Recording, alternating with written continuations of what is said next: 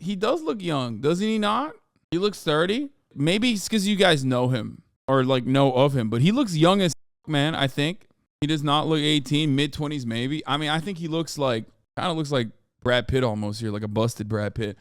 But yeah, he killed it on Elvis. Like, he really made me appreciate and respect his craft.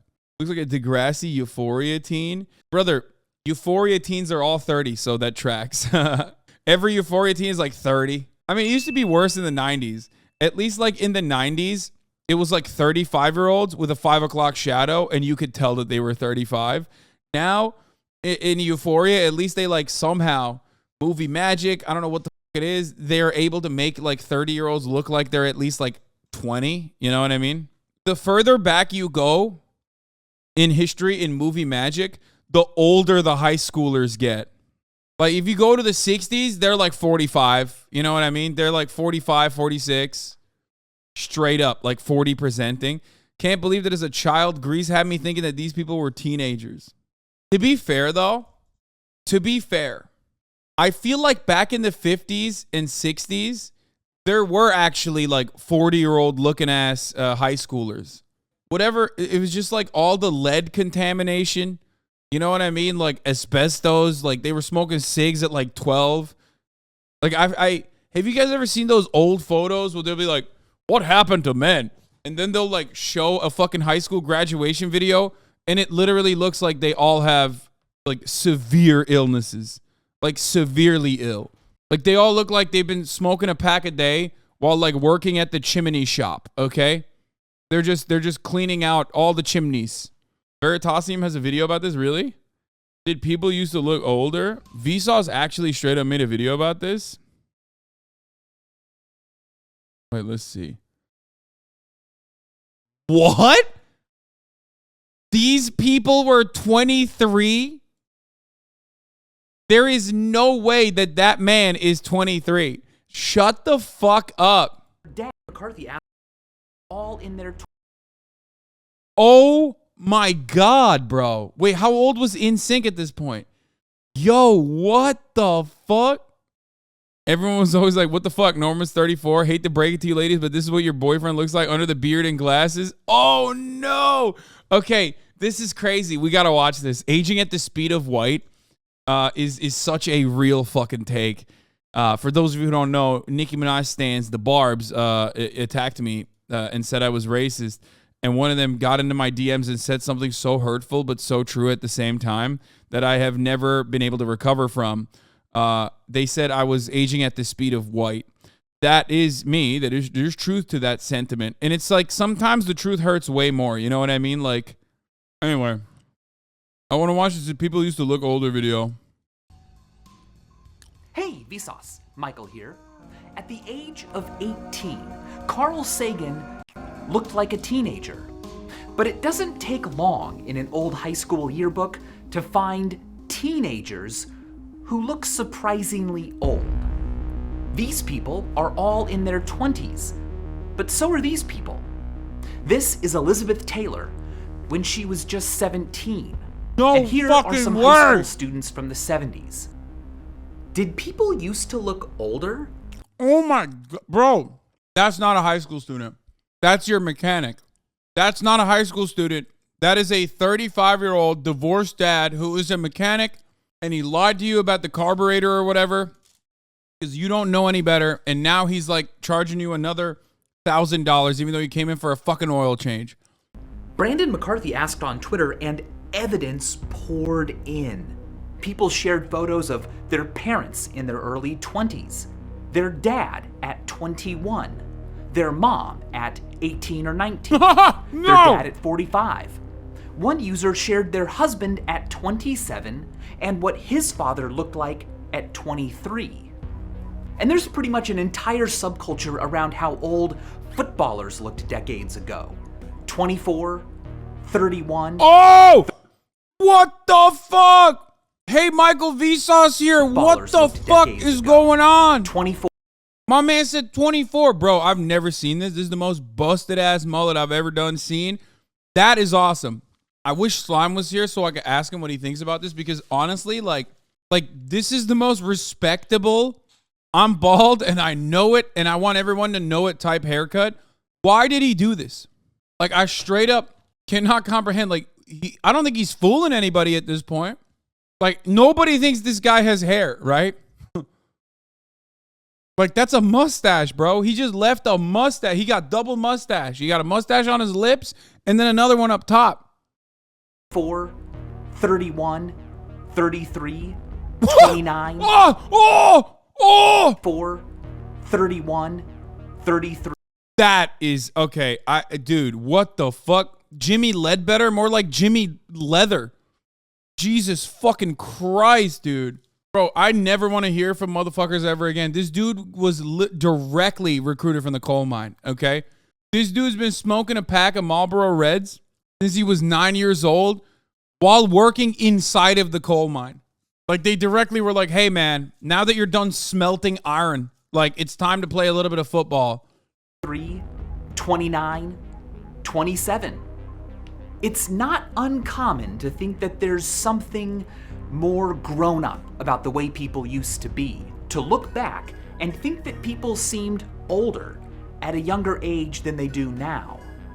Let's call it retrospective aging. It doesn't happen to everyone.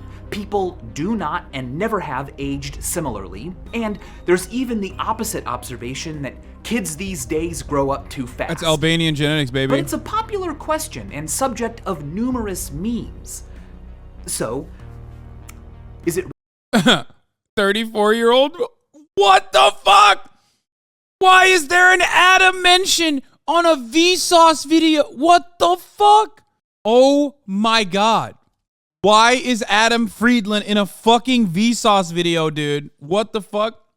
Host of the podcast, new podcast, Unproblematic Podcast, The Adam Friedland Show. Real? Or is it an illusion fueled by cherry-picked examples that feeds rosy nostalgia for a time when people were tough and didn't have it as easy as you kids have it now? Well, as it turns out, both.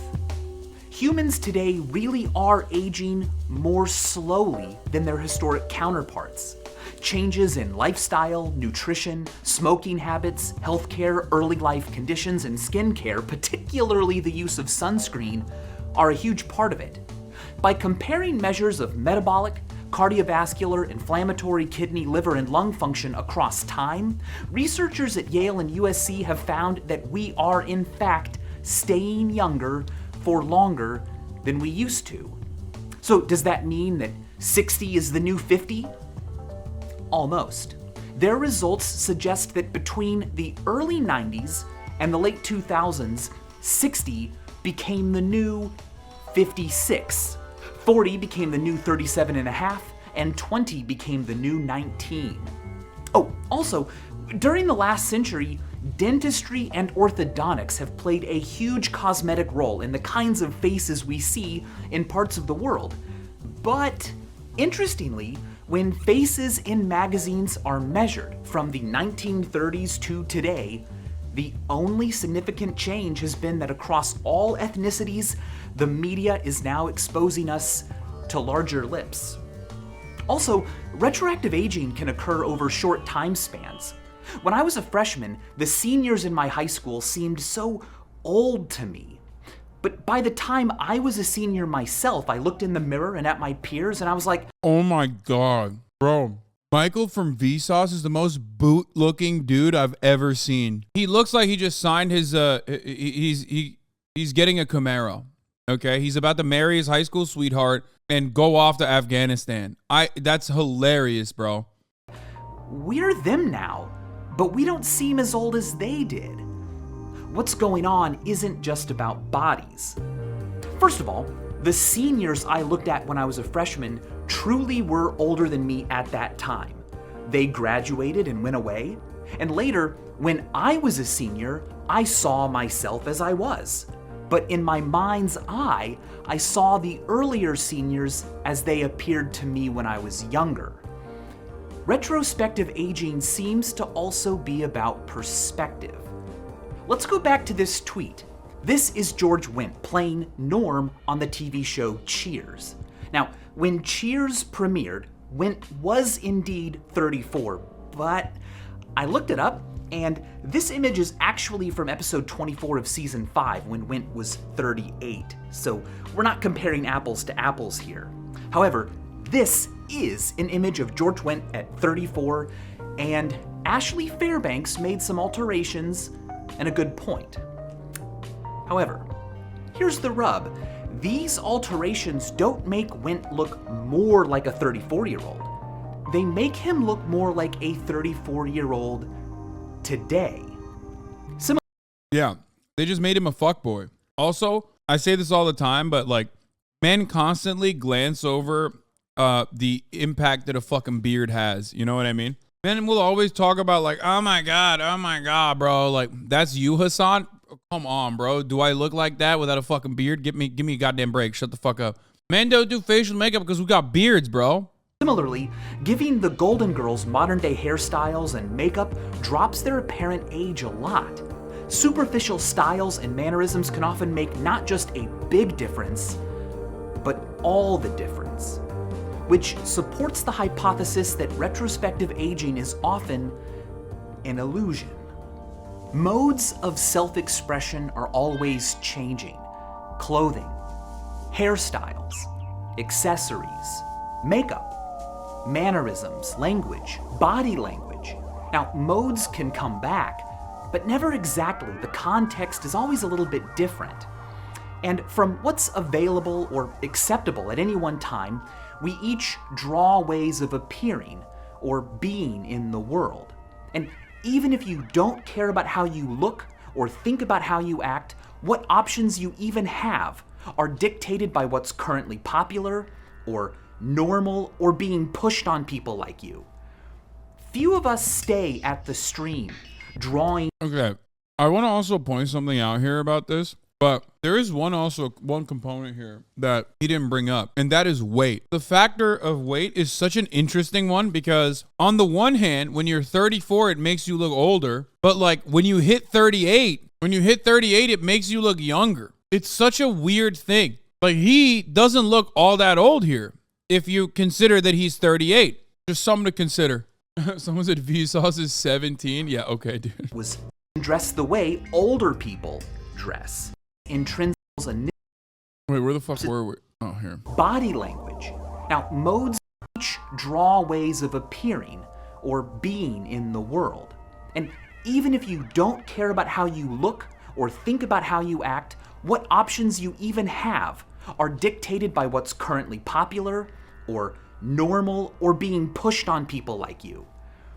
Few of us stay at the stream, drawing what's new all our lives. For various reasons, we often wander away with our catch. Perhaps it's because we settle into an identity we're comfortable with, or fear the taboo of not dressing our age, or simply run out of time to care. But when we're gone, the stream keeps changing, and we get older and continue to use the mannerisms and styles we grabbed a while back. Eventually, to whatever those styles initially evoked, a new connotation is added. Old person. My burrito is not from Escuela. You just made that up. Not because the look or behavior is intrinsically for the elderly, but because those who use it, us, became old ourselves. If you want to look older, what do? Well, you can dress the way older people dress. And the thing is, that's often how they used to dress too. We think people looked older in the past because they look the way old people do. Stop trying to dox my burrito. Dale Irby, a gym teacher at Prestonwood Elementary School in Dallas, Texas, posed for his first yearbook photo in 1973. The following year, he accidentally wore the same outfit again. He says he was embarrassed at first, but his wife Kathy challenged him to do it again. So his he did. Wife? Wait, what? Didn't he just say his high school yearbook? I guess he's the teacher, right? I'm so confused now because it's 1973. Is he a teacher or is he a student? Why does he have a wife? That's what you get for gatekeeping? And he never stopped. What he gave us is a great, exaggerated example of how what once connoted youth comes to be associated with old age.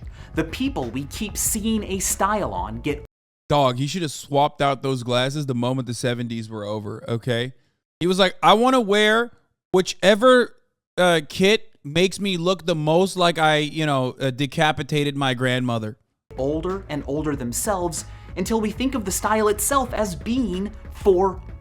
By the way, I see a lot of you making fun of this guy for never switching his shirt over the course of 25 years, but you all seem to love when Asmongold doesn't do it, okay?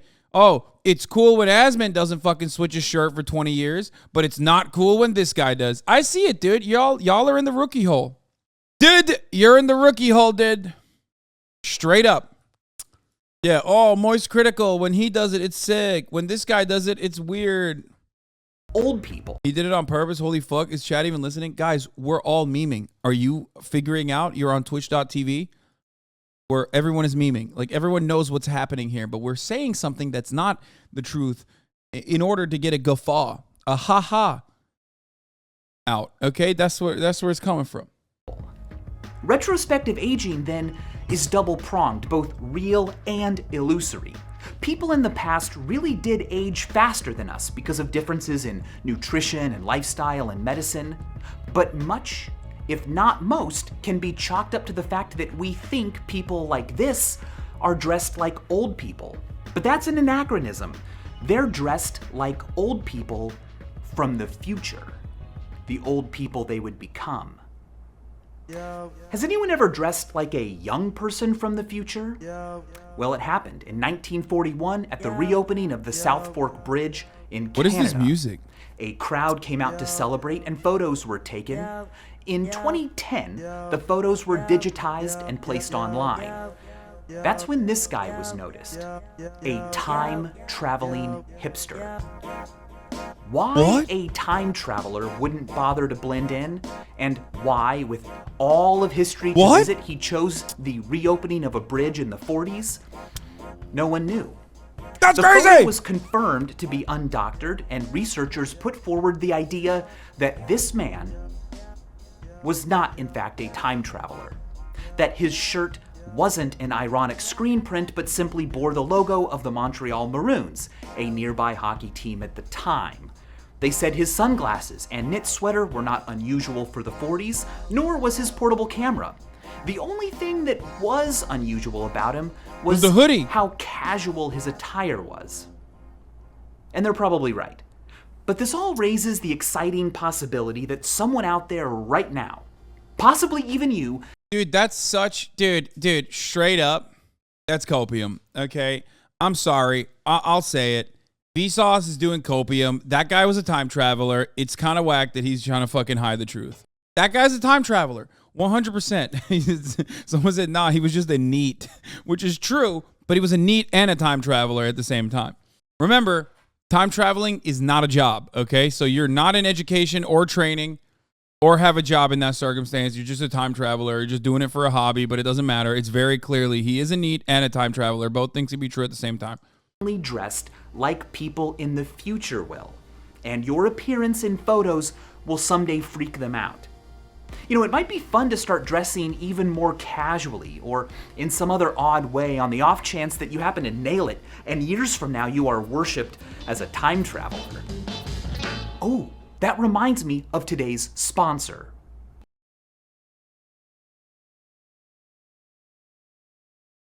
Whoa! Neurons. Wow. Whoa! Who's that guy? Does he look like a Bill, a Mark, a Justin, or a Josh? Pause right now if you'd like to think about it. It's a combination of all of those things. Boom. According to research from Millsaps College and Miami University, this is Mark. Or I was wrong. At least, this is what we think people named Mark look like. By asking people to make and rate digitally created faces, researchers were able to put together prototypical faces for a number of different names. This is apparently what Oh God, this could get wildly inappropriate. I feel like studies like this. think a Josh looks like? A Bill? A Justin? A Dan? A Brian? Damn, that's a Kyle Kalinske, dog. That's what that is. That's just Kyle Kalinske when he was younger, okay? But so is Brian. Why do they all look like Kyle Kalinske a little bit? A Tom. What the fuck is going on? And Andy. The idea that names might conjure certain face shapes in our minds isn't that strange. For example, there's Wolfgang Kohler's famous finding that when asked which of these shapes is named Booba and which is named Kiki, people of all different ages and cultures and languages overwhelmingly assign Kiki to the spiky one and Booba because it's true. to the blobby because it's true. Because it's true. That is certainly Booba. That's Booba. That's Booba. They say it because it's true. Seems to work with names too. Which one of these men is Tim and which is Bob? Tim, Well, Bob. almost unanimously people feel like this is Tim and this is Bob. That's crazy. But are these men actually named Tim and Bob? Yes, they are. Well, there's the rub. Just because we associate certain names, certain sounds with certain shapes doesn't mean we're right. There's no such thing as a biological name. If a person still goes by the same name they were given as a baby, long before anyone knew what they would look like as an adult, well, Dog, somebody needs to alert Ben Shapiro, okay? Someone needs to let Ben know because I feel like he's done a lot of content suggesting otherwise. Pretty sure that's like a big chunk of his rhetoric. It's just like, no, you were Tim. You were Timothy. Assigned Timothy at birth. Don't even try to call yourself a Tom. You're Timothy. surely there won't be a connection. But as it turns out, there is. No. Believe it or not, in a multiple choice I setting, don't believe it. people can guess a stranger's name just by looking at their face. More often than we would expect from luck alone. It's called the face name matching effect. Here's a stimulus from Am I a Zwetner's Hasan? research. Do I look like Do a you think Hasan? this man is named? Do I look like a Hasan when you guys see me? No, right? I mean, it's hard for you to fucking think of me as anything but now because, like, you know me as Hasan for so many years. But you also know me as the top of the hour ad break guy. Named Jacob, I am Maya Higa. Dan, Joseph, or Nathaniel? By just randomly picking a name, people should get this Dan? right 25% of the time. Dan. But Zwebner found that people picked the correct answer, Dan, Oh! nearly 40% of the time. What? How? Can names actually cause us to grow to look a certain way? Well, apparently they can. It has been called a Dorian Gray effect. In Oscar Wilde's The Picture of Dorian Gray, a portrait of the protagonist ages and grotesquely reflects his evil deeds while he himself remains young and pure-looking. In a similar way, it seems that in some cases, our own appearance can come to reflect the name we were given. Vsauce be like, everyone in the 60s did grotesque shit. He's like, here's evidence. After the assassination of Martin Luther King, 65% of the country considered him to be a bad person. So there you go. There you have it, folks. That's the reason. Because just like Dorian Gray, most people were just grotesque back then. They were doing horrific things. They were so much more racist openly. And that's the reason why they were ugly as fuck. But I kind of think it's really more of a reverse Dorian Gray effect. People in the 60s looked old because they were named Matilda or Barbara or Eustace. Like, you can't be Eustace and be like 16. Like, if you're Eustace or Agatha, Gertrude, these are names, that means you're like 60. You have literally, someone by the name of Eustace has never been under the age of 60. That's just never happened. 60 is like a young Eustace. That's one of the younger Eustaces out there. Like, usually they're in the 70s. Yeah, for men, Cletus. Buzz is another good one. That or you're trans, Lamau. No, I've made that joke already. I've literally made that joke. It's like you undergo HRT. You go, like, everyone's fucking yelling at you. And then you have this once-in-a-lifetime opportunity that no one else usually gets to take seriously, which is like choosing a name for yourself, because no one chooses a name for themselves. And then you choose fucking Eustace or Gertrude. What are you doing? Just choose a normal name like Allison. Why did you have to be Gertrude? HasanAbi is only transphobic if you pick a bad name. No, I mean, it's just funny. It's a funny thing. Why didn't you choose Olivia or something? Like, what the fuck? You went Agatha? That's crazy. Oh, man. I mean, in the book, Dorian's reality. That's what happens, dude. That's what it is. I'm sorry. Okay. I'm just fucking around. It's a joke.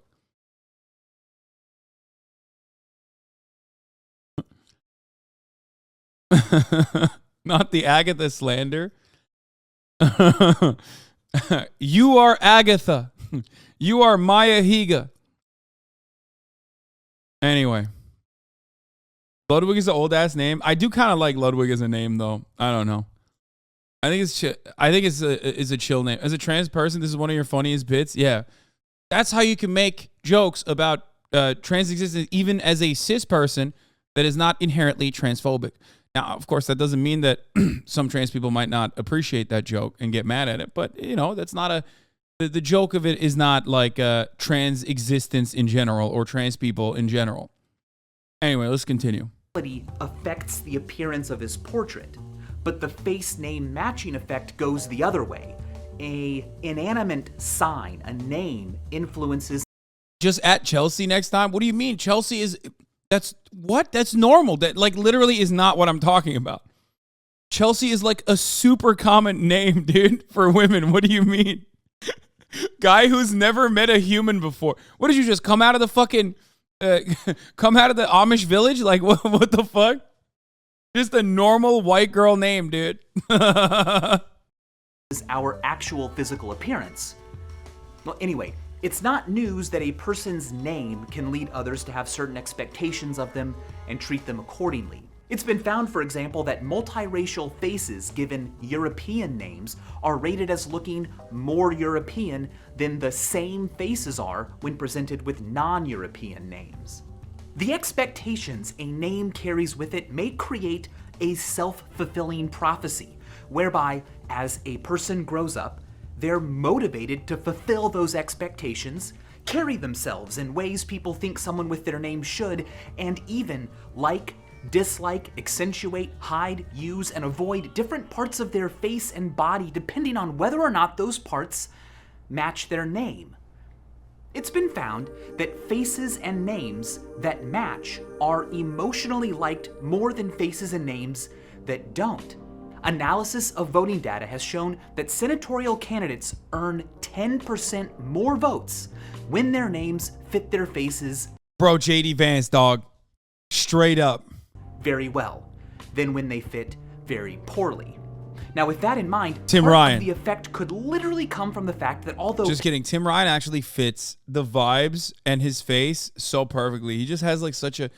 Ohio is having one of the funniest fucking races because Tim Ryan is such a cuck, and so is JD Vance. However, JB Pritzker, perfect. Perfect. Gavin Newsom, perfect. Gavin Newsom is such a Gavin, dude. He is such a Gavin, and he's such a fucking Newsom. Like, when I think Gavin Newsom, I think slick back hair, definitely fucked the, tennis instructor's wife or whatever. Like, just the most perfect. John Fetterman's another good one where it's just like, John Fetterman. What's up? I'm John Fetterman. It fits so perfectly. Blake Masterson fits perfectly as well, but like in a school shooter kind of way. You know what I mean? Of course, this does not fit. There's another thing that I've always talked about, which is extremely white senators and House of Representatives members that have names that if you don't know how to read them correctly, you would think that they're black, like Sherrod Brown, or what was there's like a list of names that I've gone through before, where you're like, oh, that's Sherrod Brown, and you're like, no, that's not. Like that's just like a white union guy. For the longest time, I thought his name was Sherrod. You know what? It's so funny. Bernie Sanders kind of works that way too. Yeah. Jerome Powell. That's another one. Al Franken is Sherrod. It's supposed to be Sherrod Brown. But for the longest time, I thought it was Sherrod Brown. Anyway, let's continue. Parents don't know what their kid will look like as an adult. The parents do know what they look like, and without knowing it, tend to prefer names that match their faces, which are likely to resemble their child's face as well. But not always. If the dissonance is too great, a person can always change their name, either completely or by simply choosing a nickname. If I had been just a little bit different, Michael, could have always gone by Mike. The fact that people can adjust their names to fit them, of course, merely strengthens the face name matching effect. By studying whether the correct name could be guessed couldn't do that. when different parts of a face were occluded, researchers were able to develop heat maps showing which parts of the face different names are most characteristic. You met a white kid named Kobe? Yeah, except Kobe's name also is not, like Kobe Bryant's name is also unique. So the white kid and Kobe Bryant himself both had a unique name coming directly out of Japan. Associated with. Apparently, looking like an Ann is all about the tip of the nose. It's the bridge of the nose for Arthurs and the philtrum or snot trough for Benjamins. Aurélies are recognized by their face spiders. What the fuck is an Let's go back Aurélie? to old people. How old is an old person? 73.7. That's according to results published in the Journal of American Geriatrics last year. It's the average age people gave when asked, when does old age begin? People under 65 on average said 71, and people over 65 on average said 77. Women said old age began. Yo, y'all fucking suck. And if you ask this Twitch chat, they're gonna say whatever Hasan is. You ask Twitch chat, they're gonna say 31. 3 years later than men did. White people said it began 8 years later than non-whites did, and people who felt healthy placed old age later in life than those who felt less healthy. But how old do people want to be? Well, that depends on how old they already are. In America, the only people who are the age they would like to be are 21-year-olds. People younger than 21 wish they were. Taylor Swift was so right, dude. Straight up. Nobody likes you when you're 22. Also here, a One Piece fan drew me, okay? I need to do this little brief intermission. Okay, there you go. I'm never watching or reading One Piece, okay?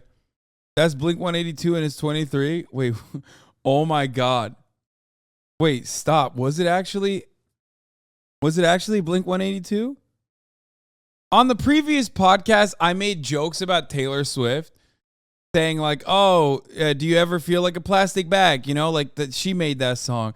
And now I unironically feel like I'm just saying wrong songs without even realizing that are not attributed to Taylor Swift now. Were older, and people older than 21 wish they were younger. People who are 40 wish they were 30. People who are 60 wish they were 40. And people who are 90 wish they were 60. When people are asked if they could be one age forever, the average American picks 36, which is actually how old I am right now, funny enough. No shot, dude. If I was one age forever, I mean, if I have the financial security I have right now, I'm picking fucking 21, dude. That shit was, my body was a machine back then, dude. That's crazy. Dude, whatever age where I could just like slam beers, okay, and eat a pizza at like 3:30 only to wake up at 6:30 and be 100% and have zero hangovers. That's what I want back, okay? I mean, I was pretty good at 25. I'd say 25 probably. 36 is like crazy. 36 is, the reason why people are saying 36 is because that's when they probably got to like their peak financial security. That's when they felt like they were young enough while simultaneously having financial, like some semblance of financial security. That's literally the reason. Here's something else that's funny. Old people are more likely to think they dream in black and white. Not because it's part of the aging process, but because they are veterans of the great black and white dream epidemic of the 20th century. What? Prior to the 1900s, Aristotle, Descartes, Freud, Everyone who wrote about the topic reported that dreams contained color. But as humanity moved into the 20th century, the number of people reporting color in their dreams dropped just as quickly as the popularity of new black and white movies and TV rose. By the 60s, as color TV and... Wait, does that mean we're dreaming in 4K now? Damn, dude. That's pretty sus. That's pretty sus, Zoomers. You're dreaming in 4K, dude? Movies became more and more common. Reports of color dreams started going back up. And today, people who grew up with black and white TV continue to report more black and white dreams than those who didn't. And later studies across China found the same thing. The frequency of black and white dreaming correlated strongly with how common black and white TV was in a person's area. So, did black and white movies and TV literally change our dreams? Well, first of all, it's not clear whether dreams themselves actually changed or if people just started thinking differently about their dreams. We're trying, but we still haven't found a way to get direct access to dream content.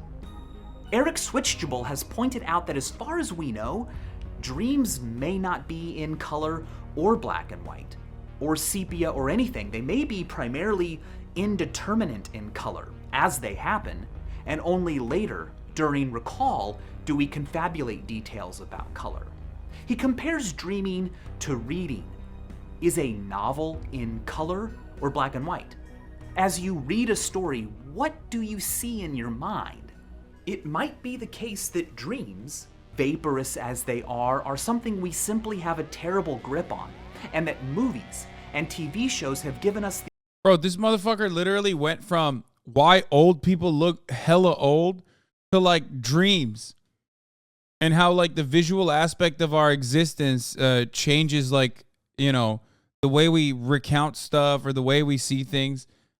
Bro, get back to the old thing. The illusion of understanding them. In fact, Switchable has speculated that smells and touch sensations are rare in dreams today, but future people with smelly, touchy-feely VR shows might think that they dream with lots of textures and odors and find it strange, maybe even frightening, that few of us seem to. But why would we think that dreams were like moving pictures and not normal waking life? Well, no one knows. It might be that motion pictures are just simply the closest thing we have to dreaming that isn't dreaming. Unlike still images, paintings, photographs, tapestries, motion pictures and dreams can contain movement and narrative and cause and effect.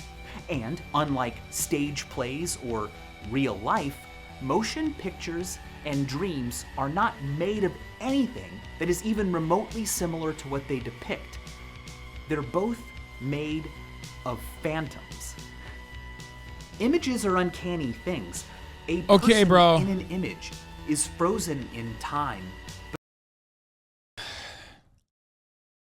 Calm down, man. Jesus Christ. This is way too fucking dang. But yet can seem to grow old. Our own image can depend on what we are called. And they're the closest thing we have to what our mind does when we're away. Do you get the picture? Or does the picture get you? Stop! No, he's just saying like our existence is clouded by our perception, and our perception is clouded by our existence. It's a dialectic.